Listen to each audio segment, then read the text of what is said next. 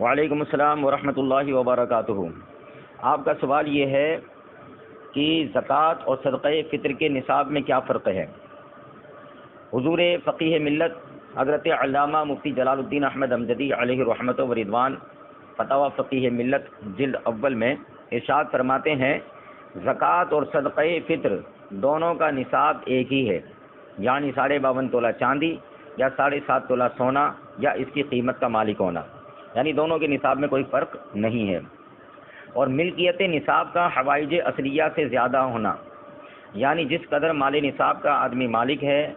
وہ مال کا حاجت اصلیہ سے زیادہ ہونا۔ حاجت اصلیہ کہتے ہیں آدمی زندگی گزارنے کے لیے جن چیزوں کا محتاج ہوتا ہے، جن چیزوں کی سے ضرورت پڑتی ہے، جیسے رہنے کا مکان، اسی طرح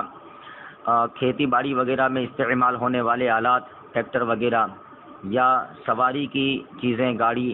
بائک ہے، اور اسی طرح موٹر کار ہے جو سواری کے لیے اس کی چیزیں ہیں، یہ سب حاجت اصلیہ ہے۔ پھر آگے ارشاد فرماتے ہیں، لیکن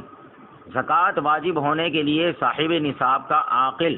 یعنی پاگل اور مجنون نہ ہونا اور بالغ ہونا ضروری ہے، یہ زکوٰۃ واجب ہونے کے لیے، لیکن صدقہ فطر میں ایسا نہیں۔ لہذا اگر نابالغ ہے یا مجنون ہے لیکن اس کی ملکیت میں اتنا مال ہے جو نصاب کی مقدار ہے، تو ایسی صورت میں نابالغ بچے یا مجنون کا جو ولی ہوگا وہ اس کے مال میں سے صدقہ فطر ادا کرے۔ یہاں ایک مسئلہ یہ بھی سمجھ لیں کہ بعض حضرات اپنے بچوں کے نام پر فکس ڈپوزٹ میں کچھ رقم رکھتے ہیں، اگر وہ رقم نصاب کی مقدار ہے اور اس نابالغ بچے کو اس کا مالک بنا دیا ہے اور اسی کے نام پر کر دیا ہے اس کے قبضہ و اختیار میں دے کر، تو ایسی صورت میں اس فکس ڈپوزٹ میں رکھے ہوئے پیسوں کے مالک وہ بچے ہیں، اگر وہ نصاب کی مقدار ہے تو ظاہر سی بات ہے کہ یہ بچے مالک نصاب ہوں گے اور اس صورت میں ان پر صدقہ فطر واجب ہوگا، مگر اس کی ادائیگی ولی کرے گا، جو ان کا ولی ہوگا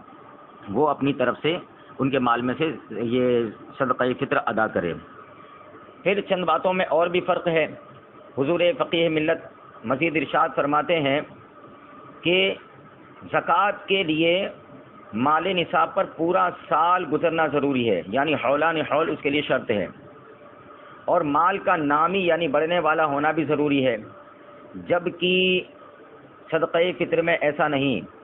اس میں حولان حول یعنی پورے سال کا مال پہ گزرنا یہ بھی شرط نہیں، اور نہ مال کا نامی ہونا ضروری ہے۔ نیز اس کے علاوہ ایک فرق یہ بھی ہے کہ کسی شخص پر اگر زکوٰۃ واجب ہوئی اور اس کے بعد اگر مال نصاب ہلاک ہو گیا ادائیگی سے پہلے، تو زکوٰۃ ساقط ہو جاتی ہے، یعنی اب اس پر زکوٰۃ کی ادائیگی لازم نہیں ہوگی چونکہ مال ہی ہلاک ہو گیا۔ لیکن صدقہ فطر میں ایسا نہیں کہ آدمی اگر مال نصاب کا مالک ہوا، صدقہ فطر اس پر واجب ہو گیا، تو صدقہ فطر واجب ہونے کے بعد اگر مال ہلاک ہو گیا تب بھی یہ صدقہ فطر اس کے ذمے میں باقی رہے گا، اس کی ادائیگی لازم ہوگی، یہ ایک فرق ہے۔ ایسے ہی پھر آگے ارشاد فرماتے ہیں، اگر کسی کے پاس ایسی زمین و جائیداد ہو جو اس کی رہائش وغیرہ سے فاضل ہو، یعنی رہنے کے مکانات ہیں، ان کے علاوہ اور بھی مکانات ہیں جو اس کے لیے ضرورت نہیں ہے، بند پڑے ہوئے ہیں ایسے ہی، اور اس کی رہائش یعنی رہنے سہنے کی جو سہولیات ہیں اس سے زیادہ ہیں، تو حضور فقیہ ملت فرماتے ہیں ساتھ ہی اس کی قیمت نصاب وغیرہ کو پہنچتی ہو، یعنی اس مکان کی قیمت نصاب کی مقدار کو پہنچ جاتی ہو، اور وہ زمین و جائیداد بنیت تجارت نہ ہو، یعنی وہ مال تجارت بھی نہ ہو، تو اس پر زکوٰۃ نہیں ہے، حالانکہ صدقہ فطر اس پر واجب ہے۔